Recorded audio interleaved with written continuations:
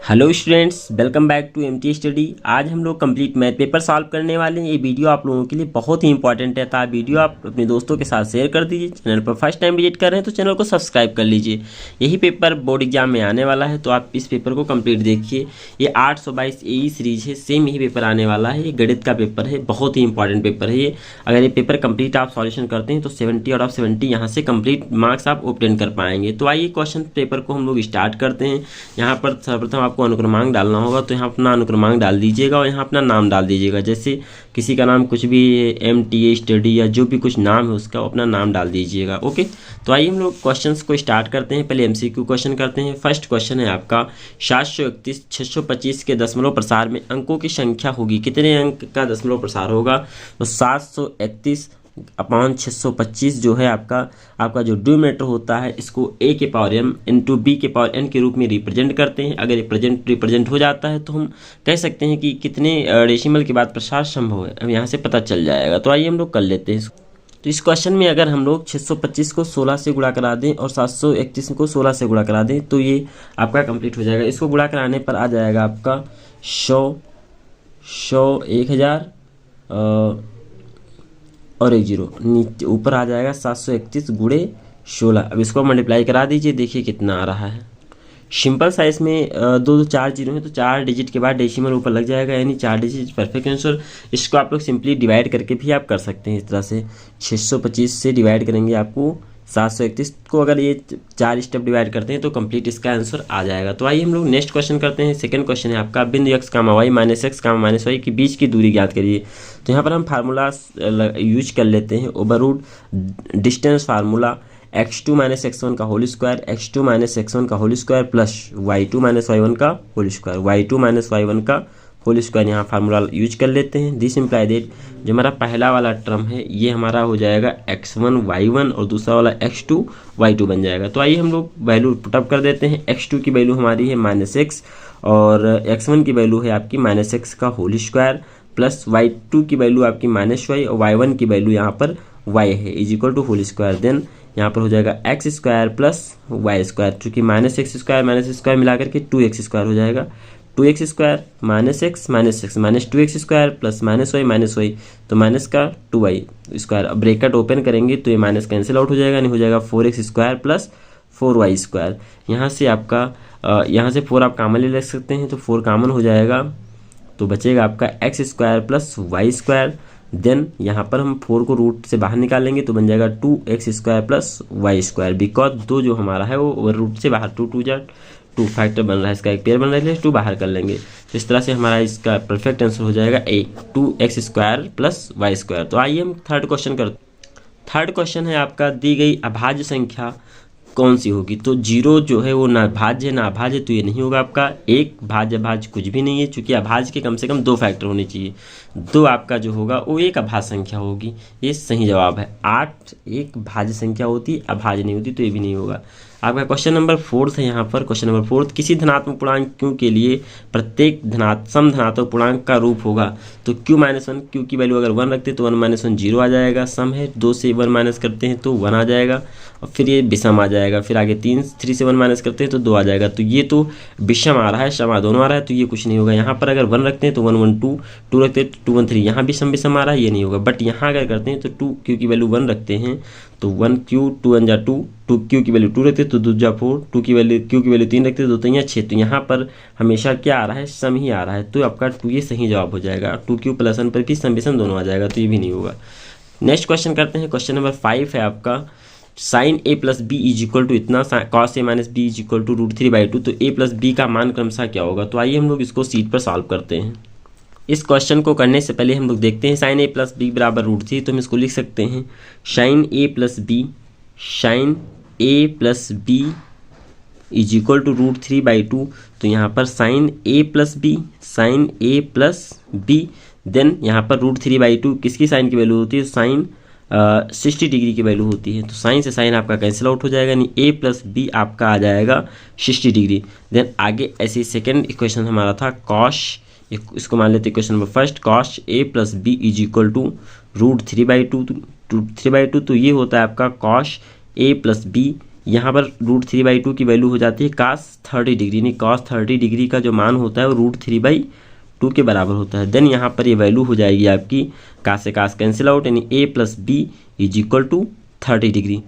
Then ये बन जाएगा आपका इक्वेशन नंबर सेकंड। अब हम इक्वेशन फर्स्ट और सेकंड से a+b की वैल्यू निकालते हैं। Equation first minus second, first से हम सेकंड माइनस कर देते हैं। फर्स्ट इक्वेशन हमारा आया था a+b = 60 डिग्री, a+b = 60 डिग्री, और सेकंड इक्वेशन हमारा a+b = 30 डिग्री। अगर हम माइनस करते हैं तो ये माइनस कैंसिल आउट हो जाएगा। सॉरी बच्चों, यहाँ पर a-b था तो यहाँ हम a-b कर देते हैं, यहाँ भी a-b कर देते हैं। तो हम दोनों इक्वेशन को प्लस कर देंगे तो आपका ये plus b minus b cancel हो जाएगा और a मिल करके बन जाएगा आपका 2a, और 60 से 30 ऐड कर देंगे तो 90 डिग्री हो जाएगा, यानी a की वैल्यू हो जाएगी 90 / 2, कैंसिल आउट करेंगे तो 45 डिग्री वैल्यू आ जाएगी, यानी a की वैल्यू कितनी हो जाएगी 45। देन हम b की वैल्यू ऐसे निकालते हैं। b की वैल्यू, b का मान समीकरण फर्स्ट में पुट कर देंगे। b का मान समीकरण फर्स्ट में पुट करने पर, समीकरण फर्स्ट में रखने पर, जब हम समीकरण फर्स्ट में a की वैल्यू जब रखते हैं तो यहाँ पर क्या आ जाएगा आपका a+b = 60 डिग्री। तो यहाँ से a की वैल्यू 45 + b = 60 डिग्री। b की वैल्यू आपकी आ जाएगी 60 - 45 डिग्री, तो b की वैल्यू कितनी हो जाएगी 15 डिग्री। इस तरह से आपकी दोनों वैल्यू आ जाएगी। यही आपका इक्वेशन था। यहाँ पर बताया गया है कि जो a और b के मान होंगे क्रमशः क्या हो जाएंगे 45 और 15, यानी a इज परफेक्ट आंसर। तो आइए हम लोग नेक्स्ट क्वेश्चन करते हैं। 1 - tan² 30, 1 + tan² 30 की वैल्यू क्या होगी। आपको पता होना चाहिए कि tan 30 की वैल्यू 1/√3 होती है, तो 1 - 1/√3 का होल स्क्वायर, देन 1 + 1/√3 का होल स्क्वायर, इतना ही सॉल्व करना है, = 1 - 1/3 अपॉन 1 + 1/3। अब इसको और सॉल्व करेंगे तो 3 × 1 = 3, 3 × 1 = 3, 3 से 1 निकालेंगे तो बचेगा 2/3, 3 × 1 = 3 और 1 4/3, तो 3 से 3 कट जाएगा और 2 × 1 = 2, 2 दूनी 4 कट जाएगा, यानी 1/2 आपका परफेक्ट आंसर हो जाएगा, यानी 20 सही जवाब। नेक्स्ट क्वेश्चन करते हैं। यदि समीकरण x² - 4x + k = 0 का एक मूल 6 है तो k की वैल्यू क्या होगी।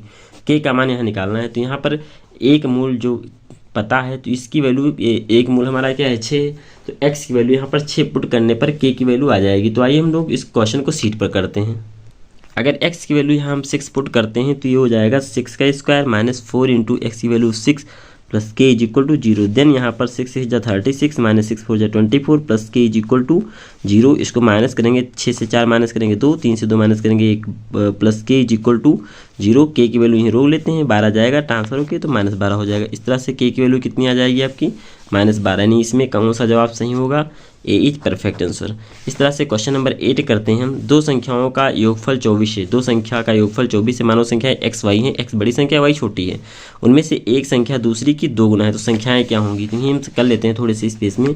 x + y = दो संख्याओं का जो योगफल है वो 24 के बराबर है। प्रथम संख्या जो है दूसरी की दुगनी है, मतलब प्रथम वाली बड़ी थी दूसरी वाली छोटी थी 2 गुना, तो 2 से मल्टीप्लाई करा देंगे, दोनों बैलेंस हो जाएंगे। इस समीकरण फर्स्ट, समीकरण सेकंड, तो सेकंड की वैल्यू फर्स्ट में पुट कर देंगे x की वैल्यू, यहाँ से y निकल के आ जाएगा, यानी 2y + y = 24।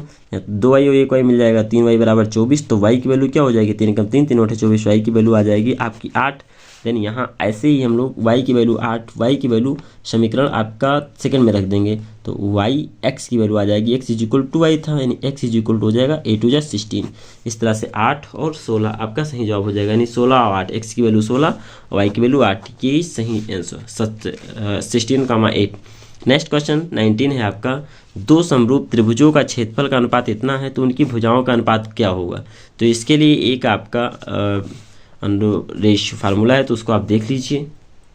दो समरूप त्रिभुजों के क्षेत्रफल का अनुपात उनकी संगत भुजाओं के अनुपात के वर्ग के बराबर होता है। वह तो यहाँ पर क्या दिया गया है, संगत अनुपात क्षेत्रफल का अनुपात 81:121 दिया गया, तो उसकी भुजा का अनुपात क्या होगा, इसका ओवर रूट कर दीजिए, यानी 9 हो जाएगा। 9 9 जा 81, 9 9 81 और 11 11 में 121, यानी 9:11 सही जवाब, A is perfect answer. Question number 10 है आपका। क्वेश्चन नंबर 10, ए भुजा वाले समबाहु त्रिभुज के शीर्ष पर आधार पर डाला गया लंब की माप होगी। तो इसका एक सिंपल फार्मूला होता है, त्रिभुज के लंब की परिमाप का √3/2 गुणे भुजा गुणे भुजा, यानी यहाँ पर हो जाएगा √3/2 गुणे भुजा की वैल्यू क्या है ये √3/2 ए मात्रक हो जाएगा, यानी आपका a perfect answer. Question number 11 है, हाफ सेंटीमीटर व्यास वाले ठोस अर्धगोले का संपूर्ण पृष्ठीय क्षेत्रफल क्या होगा। क्वेश्चन नंबर 11 है आपका। तो यहाँ पर संपूर्ण पृष्ठीय क्षेत्रफल होता है गोले का, अर्धगोले का 3πr², जहाँ पर ये व्यास दिया गया है तो यहाँ से त्रिज्या निकाल लेते हैं, 1/4 हो जाएगा, 1/2 × 2 1/2, तो ये हो जाएगा 1/4। इस तरह से 3 × पाई की वैल्यू पाई रहने देते हैं, आर की वैल्यू 1/4 का होल स्क्वायर हो जाएगा, 1/4 गुणे 1/4 तो हो जाएगा 3 पाई, और एक का मल्टीप्लाई करेंगे 3 पाई होगा, 4 × 16 हो जाएगा आपका, यही आंसर हो जाएगा सेंटीमीटर स्क्वायर। तो इसमें कहीं कौन सा जवाब सही है, 3 पाई 16 बीच का परफेक्ट आंसर। अब आ जाते हैं क्वेश्चन नंबर 12 पर। क्वेश्चन नंबर 12 है आपका, 6 सेंटीमीटर त्रिज्या वाले एक वृत्त का एक चाप केंद्र पर 60 डिग्री का कोण अंतरित करता है, त्रिज्य खंड का क्षेत्रफल बताइए। तो इसका हम लोग शीट पर इसको सॉल्व करते हैं। तो पहले एक हम बना लेते हैं, ये हमारा एक सर्कल बन गया, यहाँ पर कोई पॉइंट वो है, यहाँ से पूछा कि 60 डिग्री का कोण आंतरित करती है, वृत्त का जो चाप है वो 60 डिग्री का कोण आंतरित करता है, और त्रिज्या कितनी है 6 सेंटीमीटर की त्रिज्या है, 6 सेंटीमीटर की त्रिज्या है। तो आपको इसका क्षेत्रफल निकालना है, इस पूरे एरिया का क्षेत्रफल निकालना है। तो फार्मूला होता है त्रिज्य खंड का क्षेत्रफल, त्रिज्य खंड का क्षेत्रफल बराबर त्रिज्य खंड का क्षेत्रफल बराबर आपका हो जाएगा θ/360 × πr², यानी थीटा की वैल्यू 60/360 × पाई की वैल्यू आपकी पाई के टर्म में वैल्यू आ रहा है तो पाई की वैल्यू आपको रखनी नहीं है, r², आर की वैल्यू आपकी हो जाएगी 6 × 6, कट कर दीजिए 6 6 × 6 6 × 36, 6 से 6 कट जाएगा, यानी बच जाएगा 6 पाई सेंटीमीटर स्क्वायर, यही आपका परफेक्ट आंसर। तो आइए हम लोग शीट पर देख लेते हैं कौन सा सही है। इसमें आपका 6 पाई सेंटीमीटर स्क्वायर यानी C perfect answer. Next question है, एक संपूर्ण त्रिभुज का कर्ण आधार क्रमशः इतना इतना है, तो लंब भुजा की माप ज्ञात करिए। तो आइए इसको भी शीट पर, यहाँ पर लंब भुजा पता करना है, कर्ण भुजा और आधार भुजा दी गई। तो आधार भुजा आपका BC AC बराबर लंब भुजा AC² बराबर हो जाएगा कर्ण भुजा, यानी BC² या CB² में से अगर हम AB² माइनस कर देंगे तो कर्ण भुजा आ जाएगी। तो AC² = CB² कितना है आपका 7.5 का होल स्क्वायर माइनस 4.5 का होल स्क्वायर हो जाएगा। इसको सॉल्व करेंगे, पॉइंट आएंगे 10 हो जाएगा, यहाँ पॉइंट आएंगे 10 हो जाएगा। तो यहाँ पर हो जाएगा, काट कर देते हैं, 5 × 2 = 10 और 5 × 1 = 5, 5 × 5 = 25। यहाँ पर कट करेंगे तो 5 × 2 = 10 और 5 × 9 = 45, ये 15 15 = 225 हो जाएगा, अपन 2 2 = 4, और यहाँ पर आपका हो जाएगा ये 9 9 = 81/4। इसको माइनस करें, अब डिनोमिनेटर सेम हो गया तो हम सिंपली माइनस कर सकते हैं, 225 - 81/4, इसको माइनस करेंगे तो आ जाएगा आपका 144/4, और इस AC की वैल्यू अगर हम निकालेंगे तो ये ओवर रूट में आ जाएगा 144/4, और ये आ जाएगा आपका 12 बरी 144/2, 2 कम 2 2 6 12, यानी AC की वैल्यू आ जाएगी आपकी 6 सेंटीमीटर। ये परफेक्ट जवाब। तो आइए देखते हैं कौन सा सही है इसमें। ये क्वेश्चन नंबर आपका 13 था, तो 13 में आपका B सही है। इसके बाद क्वेश्चन नंबर 14 में है, समबाहु त्रिभुज ABC में भुजा AB की मध्यिका CD² का मान क्या होगा। तो 3/4 AB² परफेक्ट आंसर, B सही जवाब है। 12 व्यक्तियों का भार समांतर माध्य इतना है तो उनके भारों का योगफल क्या होगा। सिंपली इन दोनों का योग कर देंगे, चूंकि टोटल जो समांतर माध्य होता है total observation upon sum of observation upon total observation होता है, तो इसका आपको मल्टीप्लाई करना पड़ेगा। तो 45.6 × 12 आपका सही जवाब आ जाएगा। मल्टीप्लाई कर लेते हैं हम लोग, इसका मल्टीप्लाई करने पर आ जाएगा 47.2 किलोग्राम, इस सही जवाब, C is perfect answer. Next question 3 4 6 16 number है, समांतर माध्य 5 है तो x का मान, यहाँ पर अभी वही फार्मूला आप यूज करेंगे। समांतर माध्य बराबर होता है कुल संख्याओं का योग अपान कुल संख्या। तो यहाँ पर कुल संख्याओं का योग कर लेते हैं, 3 + 4 + 6 + x बटे कितना है 1 2 3 4 संख्या है, बराबर इनका समांतर माध्य क्या होगा 5 के बराबर होगा। इनको ऐड कर लीजिए, 4 3 7 6 4 10 10 3 13 13 + x बटे 4 = 5/1। अब इसको हम क्रॉस मल्टीप्लाई कराएंगे तो यहाँ दी सिंप्लाई 13 + x हो जाएगा, और यहाँ हो जाएगा 5 × 20, यहाँ से x की वैल्यू आ जाएगी 20 - 13, x की वैल्यू आ जाएगी 7 इज परफेक्ट आंसर, यानी C सही जवाब। जो क्वेश्चन आपको समझ में नहीं आएगा आप कमेंट कर दीजिएगा, मैं इसको दोबारा से एक्सप्लेन कर दूंगा। नेक्स्ट क्वेश्चन, आप हमारे टेलीग्राम चैनल से भी जुड़ सकते हैं, व्हाट्सएप ग्रुप से जुड़ सकते हैं, जहां पर आप अपने क्वेश्चंस को सेंड भी कर सकते हैं। 17 क्वेश्चन है आपका, द्विघात समीकरण x - 1/x = 1 का विविधकर क्या होगा। तो आइए इसको हम शीट पर सॉल्व करते हैं। इसका विविधकर निकालना है तो पहले हम लोग इसको एक इक्वेशन में कन्वर्ट कर लेते हैं। तो x को x² से मल्टीप्लाई कराएंगे तो यहाँ पर हो जाएगा x² - 1 अपान x = 1। यहाँ पर इसको ट्रांसफर करेंगे, क्रॉस मल्टीप्लाई कराएंगे तो आ जाएगा x² - 1 = x। This imply that यहाँ पर आप x² x को ट्रांसफर कर लीजिए, -x + -1 = 0 हो जाएगा। अब यहाँ पर कंपेयर करा लेंगे तो a की वैल्यू जो होगी 1 के बराबर, b की वैल्यू -1, c की वैल्यू -1 हो जाएगी। तो यहाँ पर मुझे निकालना है विविधकर। तो विविधकर b² d = होता है b² - 4ac। तो यहाँ से b की वैल्यू कितनी है, -1 का होल स्क्वायर, -4 × a की वैल्यू 1, c की वैल्यू -1। तो इसको सॉल्व करेंगे तो आ जाएगा 1 माइनस प्लस 4 एकम 4 यानी 5 आ गया। जो d की वैल्यू है ग्रेटर देन है, d की वैल्यू क्या आ गई, ग्रेटर देन आ गई।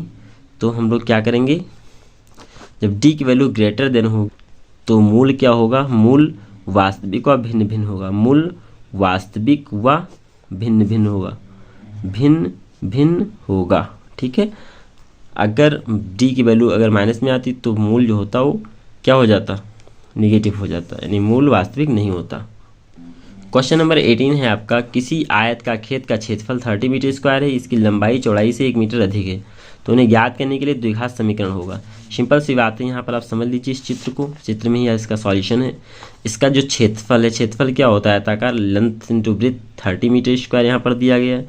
लेंथ को हम मान लेते हैं x और ब्रेथ को मान लेते हैं, सॉरी लेंथ, इसकी लंबाई जो है वो x है, चौड़ाई मान लेते हैं x, तो लंबाई कितनी होगी, एक ज़्यादा होगी तो x + 1 कर लेते हैं। सिंपली इसको हम सॉल्व करते हैं तो यहाँ पर दोनों दिया गया है। अब उनकी लंबाई जो है चौड़ाई से 1 मीटर अधिक है, अगर चौड़ाई x थी तो लंबाई कितनी हो जाएगी, 1 मीटर अधिक हो जाएगी, x + 1 हो जाएगी। यहाँ पर वैल्यू पुट कर दो लेंथ ब्रेथ की, वजह से आ जाएगा लेंथ की वैल्यू x + 1 और ब्रेथ कितना है आपका x हो जाएगा = 30। तो यहाँ पर मल्टीप्लाई कराएंगे तो x² + x, 30 को ट्रांसफर करोगे -30 = 0। देखिए इसमें कौन सा आंसर आ रहा है, x² + x -30, x² + x -30 यानी C perfect answer. Question number 19 है आपका, किसी बारंबारता बंटन के लिए माध्यक क्रमशः इतना इतना है, तो बंटन के लिए बहुलक क्या होगा। तो बहुलक बराबर आपका होता है, फार्मूला आप यहाँ यूज कर लीजिए, बहुलक बराबर होता है माध्यिका 3 माध्यिका। ये फार्मूला आप लोग बहुत याद रखिएगा, ये सीधे फार्मूला भी पूछ लेता है, 3 माध्यिका - 2 माध्य। तो इस तरह से आपका हो जाएगा 3 माध्यिका, 3 माध्यिका कितनी यहाँ पर 25.8 है और माध्य कितना है, माध्य 2 × 26.1 के बराबर है। तो इसको सॉल्व करेंगे, यहाँ पर 8 3 जा 24, 2 मल्टीप्लाई कर लेते हैं पहले। आइए हम सॉल्व करते हैं, इसको सॉल्व करने पर आ जाएगा 3 × 8 24, 2 और यहाँ पर आ जाएगा आपका 3 × 5 15 और 2 17, 3 दूनी 6 7 यानी 77। एक बार डेसिमल लगा दो, यहाँ पर आ जाएगा 2 × 2 और 2 × 6 12 और 2 × 4 = 5, 1 डिजिट के बाद डेसिमल यहाँ, और इसको सिंपली माइनस करोगे तो आ जाएगा आपका 25.2 और 25.2 आपका सी सही हो जाएगा।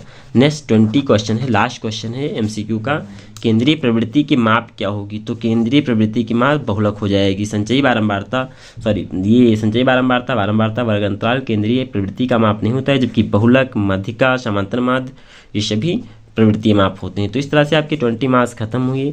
आपको वीडियो कैसा लगा अपने दोस्तों के साथ शेयर कर दीजिए। मुझे आशा है कि आप वीडियो कंप्लीट लास्ट तक देखेंगे तो आप कंप्लीट आंसर कर पाएंगे।